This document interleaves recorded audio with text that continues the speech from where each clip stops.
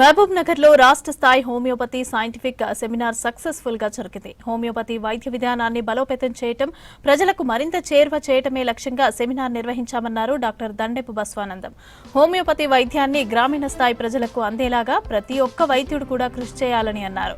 వైద్య సేవలు సామాన్యులకు చేరువైనప్పుడే హోమియోపతికి అసలైన గుర్తింపు లభిస్తుందన్నారు వక్తలు. ఈ సెమినార్ కు తెలంగాణలోని అన్ని జిల్లాల నుంచి హోమియోపతి డాక్టర్లు భారీ సంఖ్యలో హాజరయ్యారు.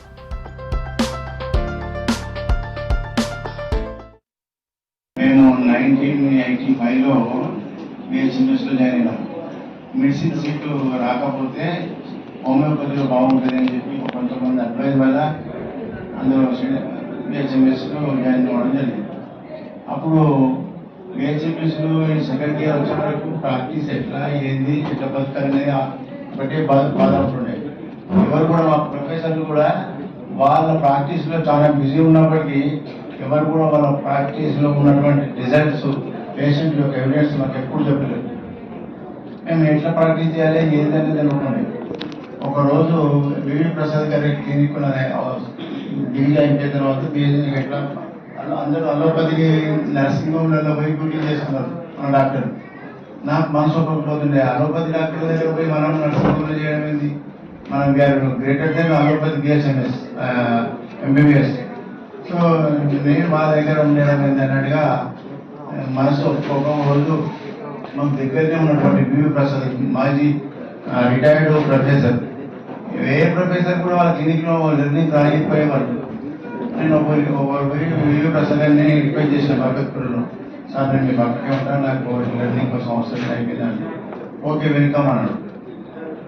ఆయన దగ్గర చూసినాక నాకు ఆత్మవిశ్వాసం పెరిగింది. హెవీ రష్, అప్పటికే సోరియాసిస్ అంటే విపరీతమైన కేసెస్ ఉన్నాయి. అరే హోమియోపతిలో ఇంత ఓపీ ఉంటుందా, ఇంత రిజల్ట్స్ ఉంటుందా అనేది అప్పుడు నాకు కాన్ఫిడెన్స్ పెరిగింది. అప్పటిదాకా నేను అసలు హోమియోపతి ఎట్లా చేయాలి, డోసేజ్ ఎట్లా ఇవ్వాలి, అలోపతిలో నర్సింగ్ హోమ్లో పోయి మనం టూర్ చేయడం ఏంది అనే బాధాకరంగా ఉండేది.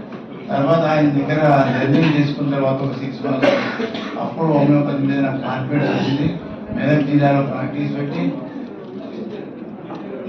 పెట్టిన అసలు క్లినిక్ నడుస్తుందా లేదా అనుకున్నాం. బాగా ప్రచారం చేసి పెట్టిన తర్వాత ప్రజలు అలోపతి హాస్పిటల్లో అలసిపోయి ట్రీట్మెంట్ కాక ఎన్నో బాధలు, బ్రాంకైటిస్ కానీ స్కిన్ డిసీజ్ నా దగ్గర రావడం జరిగింది. వాళ్ళకు within single డోస్తో result.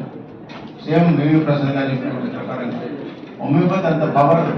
Single dose అంటే మజా కాదు, only single dose correct severe drug వాడితేనే పని చేస్తారు. నేను టీవీలో కూడా చెప్తున్నాను, సింగిల్ డోస్ 24 hours మార్పు కనిపిస్తుంది. సివిఆర్టీలో 24 hours తగ్గుతుందని చెప్తాడే, 24 hours డోస్ పడిన తర్వాత మనకు మార్పులు కనిపించినాయి సార్ అని చెప్పి నేను 1 weekలో నాకు రిజల్ట్ చెప్తాను. మన వాపస్ వచ్చి అలాంటి కేసెస్ ఉన్నాయి. నిన్ననే అనంతపూర్తిలో ఒక పేషెంట్ కిడ్నీ స్టోన్స్తో 10-15 days బ్యాక్ వచ్చి విపరీతమైన నడుము నొప్పి, యూరిన్ మంట, అసలు భరించలేకపోతున్నామని చెప్పి ఆపరేషన్ అంటే భయపడి మా దగ్గర రావడం జరిగింది.